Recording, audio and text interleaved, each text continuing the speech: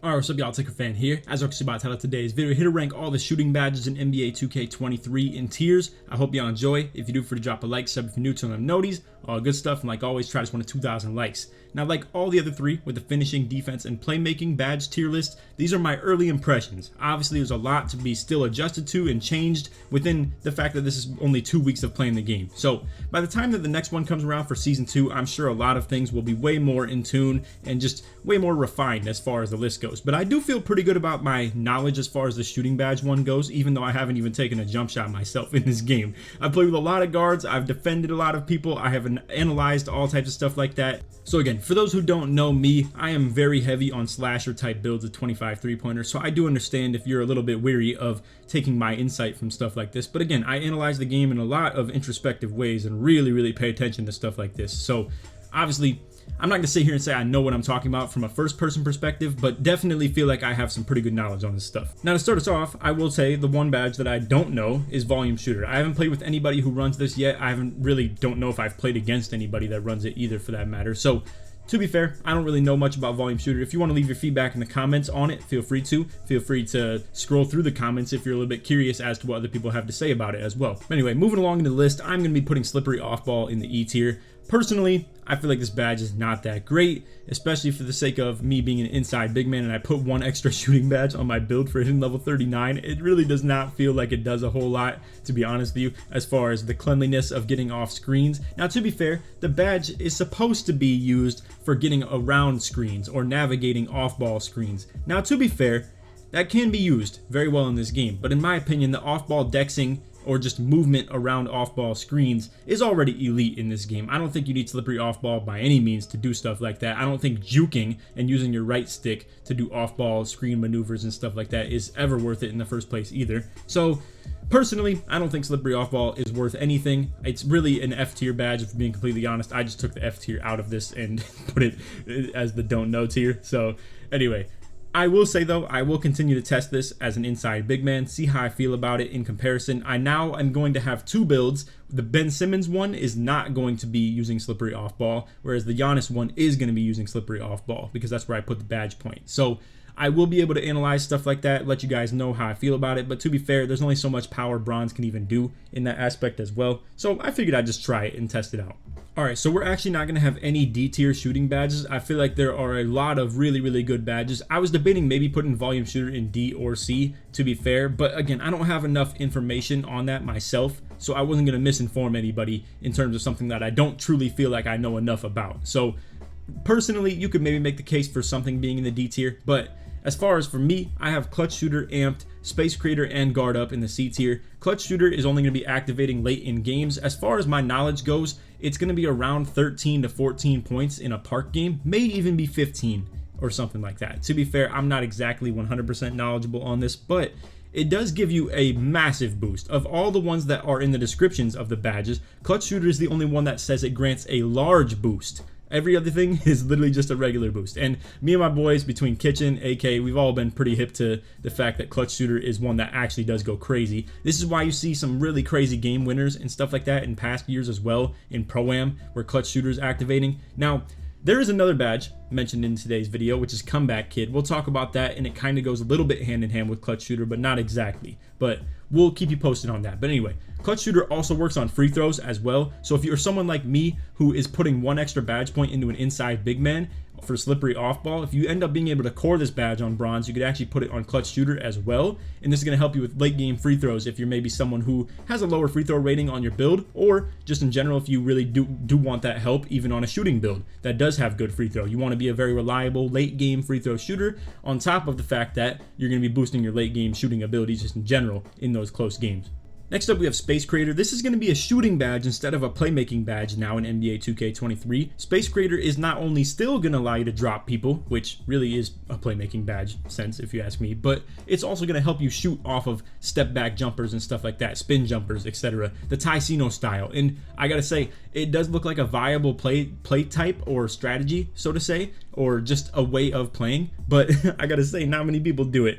I have rarely seen people who are doing the hop back jump shots or the spin jumpers. The only people I've even seen doing stuff like that is really Zeke and Tonic, for that matter. Maybe a little bit of Kitchen. So I've been noticing my teammates utilize it, and it does look very usable, but it's more in a fun sense. I don't know how much competitive advantage this badge actually has, but like I said, there are dudes like Ticino out there who utilize this badge, and it's their bread and butter. It's probably an A or S tier badge for them. So literally, it depends on your playstyle. Overall, the power of Space Creator, though, just in general, I don't think it's anything super crazy amazing because of the fact that it's a little bit hard to use. Next up, we have Amped. This is going to be for shooting with low stamina on your build. Now, me personally, here's the problem that I have with Amped. It's already dropping the speed of your jump shot when you're extremely tired, or even just like semi-tired for that matter. And the problem with that is that, yes, Amped is going to help you shoot through that, but it's still changing your timing. It's not very easy to shoot in this game while tired in the first place. So the problem with it is that, yes, it's a good badge for helping you shoot shots while you're fatigued, but they're still going to be slower. So if you can make that adjustment and you're able to shoot while tired and time your jump shot, obviously Amped is going to help you shoot while doing that. But personally, what I've seen in a lot of situations between Zeke or just anybody that I've played against, it's not so much the stamina that's a problem as far as getting your shots off or dribbling or over dribbling. It's literally the adrenaline. Like, people will burn through that adrenaline super quick, way faster than you will your stamina in general, unless you have a very, very specific dribble style that doesn't involve much left-right movement at all. But again, for me, I don't think Amped is something that you're going to see a lot of comp guards run at a super high level, and for that matter, not a lot of casuals either, because with the casuals, if you're locked up, you're passing the ball around for the most part too. So I would say Amped is something that will still help you shoot the ball while fatigued, obviously, and that if that fits your like needs or something like that, I understand. But me personally, I think this is probably one of the lowest tier C tier badges that are in this list, and really, like I said, probably the second worst badge in the game after Slippery Off Ball. Now, it's not saying much because, like I said, I skipped the D tier entirely. I don't think Amped belongs in the D tier by any means, but it's probably the lowest of the C's, if you ask me. Now, moving along to Guard Up. This is going to be the badge that is allowing you to make jump shots on poor contests or improper contests, so to say. So for instance, for me, what this means, and I think the best example I could use in game, is the fact that if my arrow is not on the point guard and I'm coming and trying to contest him with my hand up off a switch, I'm sometimes not getting my hand up because the game doesn't identify that that's my guy and I'm not the one trying to contest him, essentially. So essentially, Guard Up is the ghost contest maker, so to say, where if you are the point guard and you're shooting the ball and the person that is defending you is not getting a hand up, they're not jumping at you, they're literally just sitting below you. In my opinion, that's what Guard Up is good for. And it's still a pretty good badge. I believe this one is the top of the C tier. So, I mean, if you want me to flip these, I guess I can as far as the visual aspect of things. But realistically, I don't really do that with most of these. I just wanted to maybe drive home a point of the fact that Guard Up is definitely a better badge as far as the top of the C tier, and Amped is probably bottom of the C tier, for my personal opinion. Alright, so next up we have Blinders, Comeback Kid, and Middy Magician in the B tier. So for Middy Magician, first and foremost, this is obviously a multifaceted badge. It's good for post fades, it's good for middy fades, where you're doing dribble pull-ups and stuff like that. Everything to do with a middy that is not just a standstill jump shot. It is helping you make mid-range shots. So for me personally, I've seen my boy SK on a post score that's a little bit more outside oriented. So he's not one of the close shot post hook spammers. He's pretty much someone who's doing a lot of post hops, post fades, stuff like that, shimmy fades, whatever the case may be, and sometimes even fading to the 3 or fading to the mid-range. He's a 7-footer with a minimum wingspan and gives him 92 3-pointer and 88 mid-range. It's a fire build. I might even showcase that to you guys on the channel, but I'm loving playing with him for that matter as well. But anyway, again, Middy Magician. I think a lot of people sleep on this in terms of the viability of it as a park point guard sort of badge to run, where if you're playing with an inside big man, which I know barely anybody is for that matter, but if you are playing alongside an inside big man, Middy Magician can help you in a lot of ways, getting those efficient 2-point shots coming off the screens and fading to the baseline, whatever the case may be. And really, I think a lot of people sleep on it. But again, this game is so ISO and 3-out oriented on the 3s and ISO oriented on the 2s as well, that you're not going to see people run this badge at a super high level in the most situations. But again, I've seen it from my own perspective with my boy on SK, and he's using it on his post score. It's extremely good. I think a lot of people are sleeping on the power of Middy Magician and what that does in terms of your mid-range shot making ability. But again, the mid-range is a very devalued thing as far as a lot of people who play this game. Moving along to blinders, I know a lot of point guards out there would probably knock this one down to the C tier. Personally, I've seen a lot of them complaining about it and what it does and does not do for them. I think personally those are a lot of like out of context clips, to be honest with you, where maybe it's pro-am and they have someone on their back and they have them crabbed, yet it's still like a 20% contest or something like that. I don't think that's fair, to be honest with you. I think, like I said, that's a very random thing. It also depends on the clip too, because sometimes it might just be a dude who gets a ghost contest like crazy, who's in front of them, but they're trying to make it seem as if it was the guy on the back of them or to the side of them. Personally, I think you're tripping if you think blinders is useless.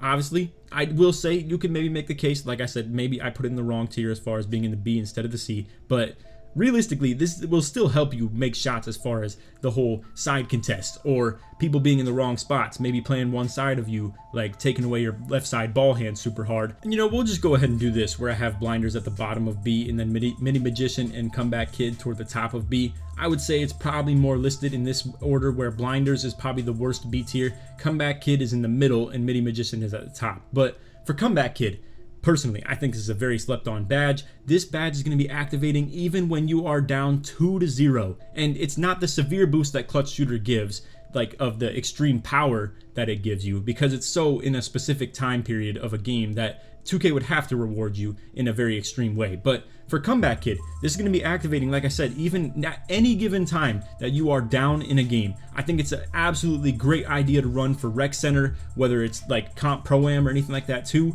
Any situation that you're going to struggle to win games at a super high efficiency rate, where like for me, if we're playing Comp Pro-Am, we're probably more at like a 65 to 70% win rate. Whereas if we're playing Park or something like that, I'm sitting at a 95% win rate right now. 3v3 Pro-Am, we've played 52 games, we're 52-0. Rec Center, I'm now 10-0 playing with completely randoms. All types of stuff like that. So when it comes to like settings that you are maybe going to struggle to win at in a very consistent rate or be leading in games, Comeback Kid is boosting your shot rating like crazy in every situation. Because again, this is only a good badge to have when you need it. And really, I mean, if you're winning without it, does it really matter if you're spending a bunch of badge points into a badge if it's like, if you're still winning anyway? So in my opinion, like I said, maybe I'm overrating Comeback Kid a little bit. I haven't seen it at an extreme rate or anything like that, but I have played with Kitchen, who is using it, and you can see like when we're playing games that we're struggling to win, or if we're down in games, he can definitely shoot the ball at a much higher rate or fade at a much higher rate as well, and it's definitely noticeable. Now again, maybe I'm overrating it a little bit. This is the early impressions list. Obviously it's me just kind of giving my early takes on badges, and I could be completely wrong about certain ones of them, but I'm trying to give you guys an idea for what you could run or what you might want to try for yourself, and then when we regroup in season 2, I'll have a whole lot better of a true idea over these badges. Alright, so moving on to the A tier and the S tier, because obviously I wouldn't just leave these badges hanging around when you can clearly tell which 3 are left. So we have Deadeye, Corner Specialist, Claymore, and Catch and Shoot fitting into the A tier, and then we have Limitless Range, Agent 3, and Green Machine in the S. So we'll go from bottom to top and just go up the list. As far as Deadeye goes, I think this is not nearly as good as it used to be in older 2Ks. Obviously, I feel like it's gotten progressively worse as we kept on playing, and it's just like old school Deadeye used to be something serious, bro. It was a real problem. Same with like Overdose, like sort of era with the stretch bigs and stuff like that. Nowadays, I feel like it's still really good, and it does make for making some BS shots. I don't think it's nearly as good as it used to be though, and it's at the bottom of the A tier. It's definitely still better than Comeback Kid, Middy Magician, and Blinders though, so I had to put it in the tier above them, to be just completely honest. So we all know what Deadeye does. Helps you make contested jump shots one way or another. It's also in pair with Blinders. Obviously, last year also was paired with Mismatch Expert too. So, and I feel like the power of Deadeye was also better last year. So, and same was Blinders. Blinders was extremely better last year than it is this year. And then obviously we don't have Mismatch Expert in the shooting badge category anymore either. So contested shooting has definitely taken its hit this year for sure. But it's still there. You can still make 20s, you can still make 18s at a very low rate, but having Deadeye obviously helps you do that, and you're going to need it in those situations too, because it's very hard to get open shots in this game off of screens, off of ISO, whatever the case may be. You need this badge as far as if you're a build that looks to shoot first, then drive, rather than one that drives to get the three-pointer open, because when you drive to get the three-pointer open, it's way easier to get your efficient, like super easy looks because people are going to sag off on you. But you have to shoot your way into those open takes if you're an outside point guard. It's as simple as that. So you need deadeye to give you that enhanced ability to shoot those types of shots. So now for all the other A tier badges, we have all role player badges right here. We have corner specialist, catch and shoot, and claymore. All of the absolute pure locks who just sit corner badges, and they're extremely good. I mean, catch and shooting in general is just extremely good in this year's game. And I'm gonna be honest, like, that is the one type of jump shot you really don't have much of an excuse of missing. Not to mention if your teammate has like dimer or something like that active too, which is extremely cheap to run, and I'm using it myself. So when I have dudes spotting up in the corner and they have 86 3-pointer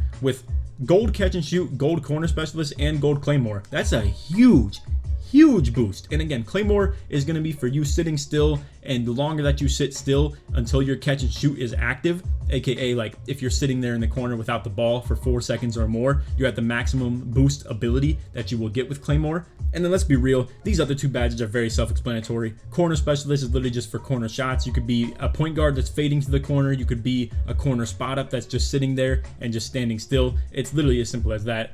Catch and shoot, obviously, like I said, very self-explanatory as well. This can still obviously be outside of the corner, but generally most situations that catch and shoot jump shots will be taken will be out of the corner, depending on the roles that you guys have with your team and stuff like that. But either way, I know a lot of people like to run wraps as well. I've been seeing a lot of them, and I do have respect for it too. I think it's a really fun play style. It gets a lot of people involved. You could have an off-ball sharp that's kind of running around the perimeter, and obviously catch and shoot can be activated in that aspect as well. But for the most part, the competitive sense of these three badges are going to be for spot ups, most likely. And they're extremely good for spot ups. If you're like strictly a spot up, corner specialist, catch and shoot type of guy, claymore, obviously these are S tier for you. I think for the most part, if you're a corner spot up, you can definitely count on the fact that green machine, claymore, catch and shoot, and corner are your 4 very key badges that you're going to be running 100%.